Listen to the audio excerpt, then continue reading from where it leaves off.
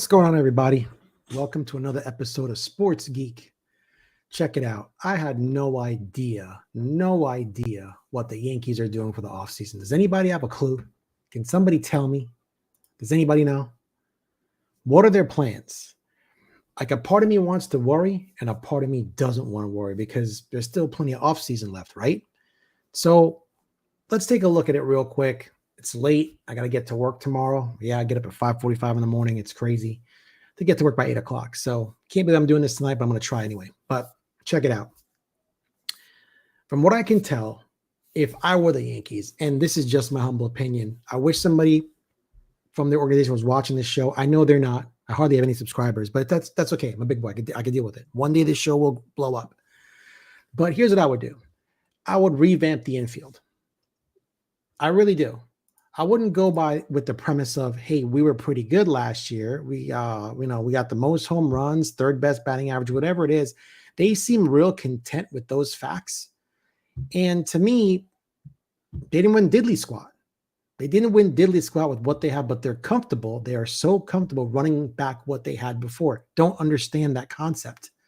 Because when you look at it, the Dodgers are getting better. The Blue Jays have gotten better. The Red Sox are making moves. The Orioles seem like they're very they're really making efforts to try to upgrade their team as well.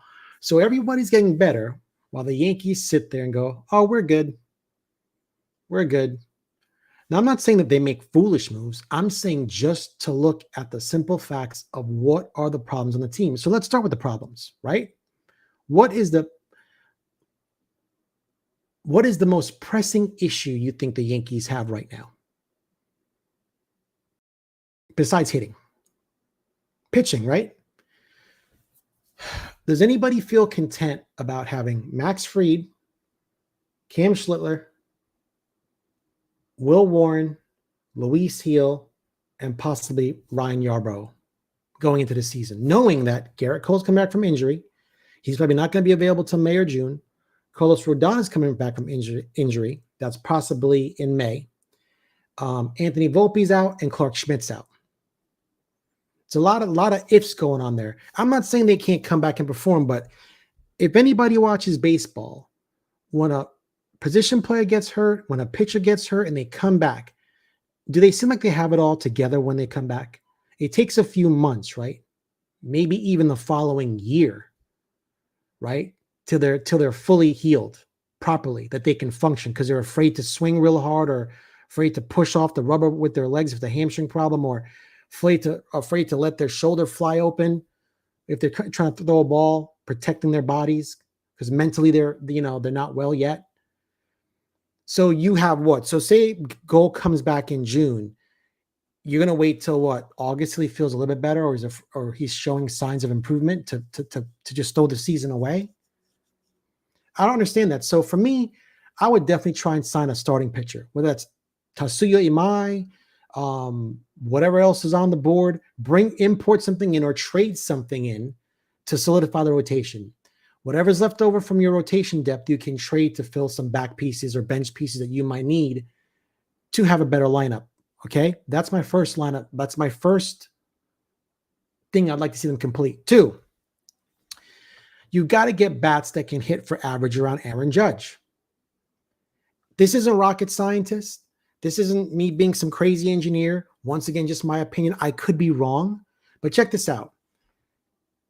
Every third guy in the lineup should be a power hitter, right? So let's put 2 guys that hit for average in front of Aaron Judge. Let's just say a Bo Bichette's the leadoff hitter. That's one. Let's just say get another guy that can hit 250 to 270 in front of him, okay? Then you put Judge. Let's rinse and repeat. Get another guy that can hit 250 to 270 to 290 behind Aaron Judge. Another guy that can hit 250 to 270 behind them. Boom. Throw in Big G or throw in Jazz Chisholm. Right? Rinse and repeat again. 270, and then boom, Ben Rice bats 9th. That's it. If the guys in between them that can hit for power, great. But that's the secret to a lineup. I'm not saying it's easy to produce. It's easy to replicate. It's not easy to procure these guys that can hit that well, but that's the secret. So why wouldn't they get a Bo Bichette? Why wouldn't they say, hey, Anthony, when you get back, if you get back on time, you're going to start off in the minors. And honestly, he has to earn his way back. I'm going to give him a free pass. You know what? The kid's had it rough. I've been rough on him. I'm sure other fans have too. I think that you can simply say, hey, you know what? He was hurt. I know when I'm sick, I don't perform well in anything. I'm miserable. So I'm going to give him a pass. He was injured. But when he comes back from rehab, let him work in the minors. You get Bo Bichette to play short, right? Hear me out. Bo Bichette plays short. Once Anthony comes back, if he's tearing up the minors by the trade deadline, say he's hitting 300, 320, bring him up. You can move Bo Bichette to second. Now you can actually trade Jazz Chisholm if you want to be. You can move Jazz to third. I wouldn't put him there. He's okay. But you can trade him, right? And now you've got Bo Bichette for the rest of they're at second base. I'd go as far as to call up the Phillies and say, hey, what do you want for Alec Bohm? And trade Ryan McMahon for Alec Bohm. Maybe throw in a prospect and maybe eat $5 million of his contract. So $10 million off the remaining 2 years and get Alec Bohm in here. Now you got guys that can hit for average and solidify the lineup and the batting order. Why? Because let's just take a look at what happened last year. Austin Wells regressed. Volpe took 2 steps backwards, possibly 3.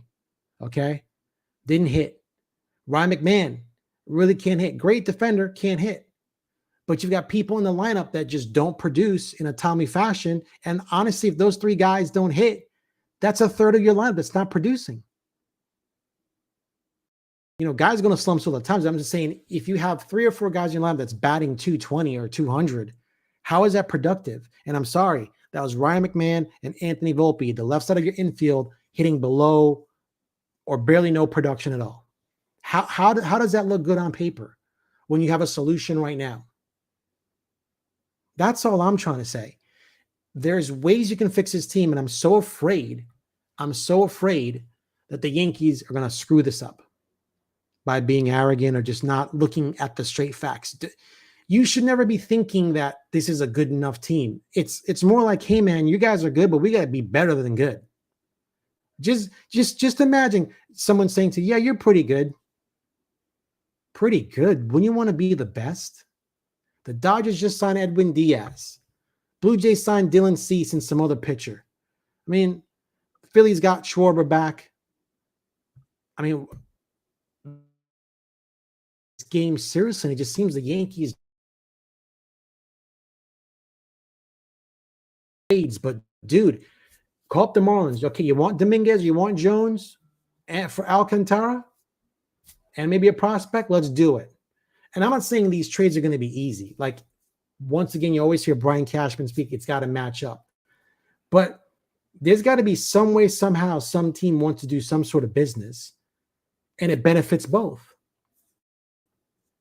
If I were Cashman, I'd call up AJ Perlman. Listen, are you guys really keeping Tatis, or is this just smoke and mirrors? I'll do a 5-for-1 just like last time. There's your outfield. If he is available. I'm not saying that he is, because we know that they're not. It's a decent contract. It's going to age well. It doesn't age really well, but right now it's a decent contract for any team to pick up. So I don't know. I'm just trying to understand how they're thinking and what they're doing for the team. And right now I don't. And like I said, I don't want people to be panicked or because I sound like I'm panicked. I'm trying to get into their heads to kind of understand what are they actually thinking that they can do, right? As for the bullpen, I'm not too worried about the bullpen. The Yankees breed pitching.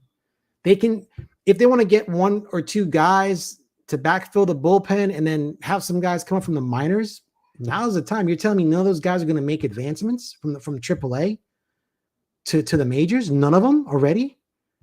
So you could backfill that. I'm not too worried about the bullpen. I've never been, even though the bullpen was horrible last year, I'm not too worried about it. A lot of guys just didn't perform. When they should have. So to me, that's my biggest worry. I feel like the Yankees are just content. But let me do this.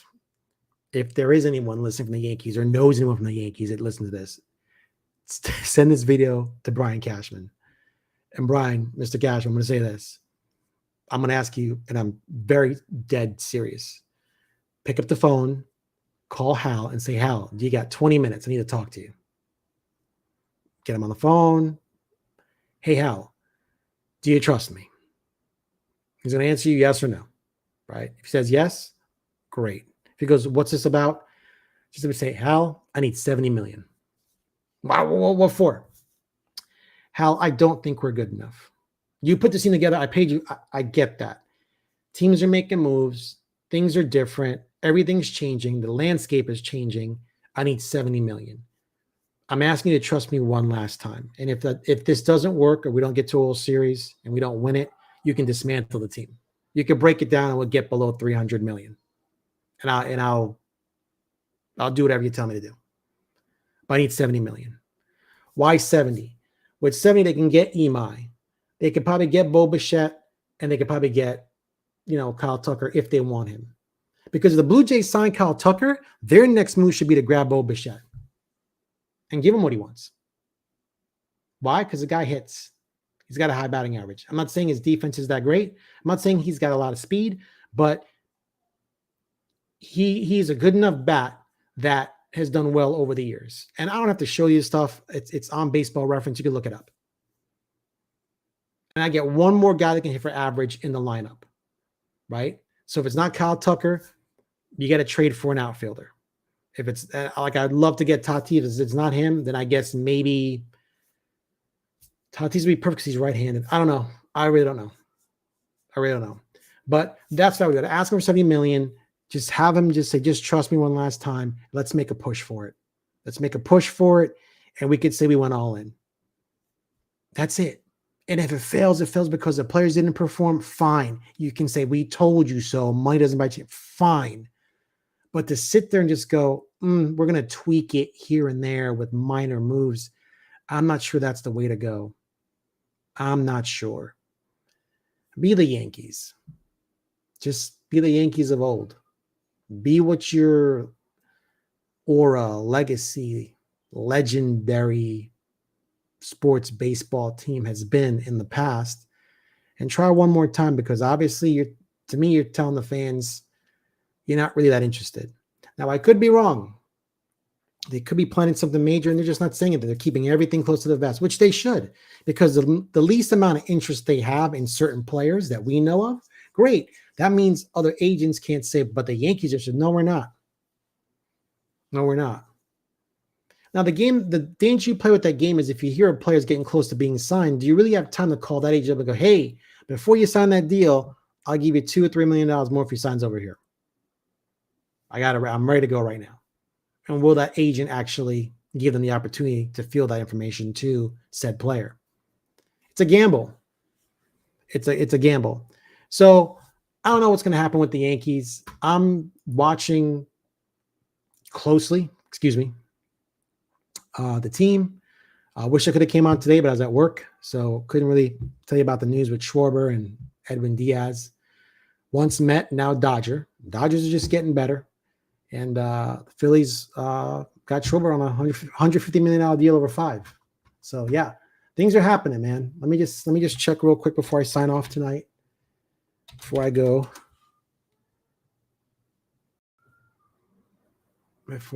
here we go. Schwarber, Rays flat number 2 pick. Schwarber, Pirates add Tucson Soto. What? The Pirates add Gregory Soto. Wow. So he's off the board. Yeah. Pirates got Gregory Soto. Wow. He's gone. Rays close to deal with Mats. A lot of things happening. So anyway, guys, thank you for watching. Really appreciate you. Like I said, it's going to be crazy. Let's hope the Yankees become the Yankees. All right. Have a good night. Peace. Remember to like, share, subscribe, and comment. And once again, when I get home tomorrow, if there's something going on, I'll come on and I'll share that news. Guys, have a good night. Stay safe. Peace out.